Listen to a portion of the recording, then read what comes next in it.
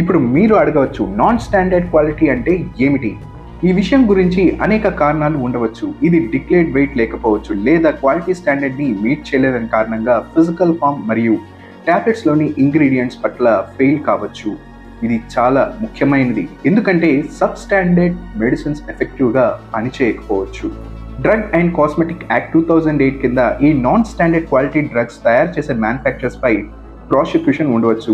రుజువుని prove చేస్తే వారిని 10 సంవత్సరాలు జైలు లేదా జీవితకాల కారాగార శిక్ష పడవచ్చు, మరియు ఈ నాన్ స్టాండర్డ్ క్వాలిటీ డ్రగ్స్ యొక్క విలువను 3 సార్లు వరకు జరిమానా పడుతుంది, అంటే కనీసం 10 లక్షలు.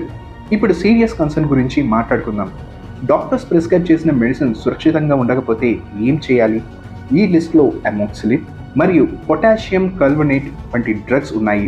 ఇవి సాధారణంగా ఫీవర్ మరియు ఇతర సమస్యల కోసం ఉపయోగించబడతాయి.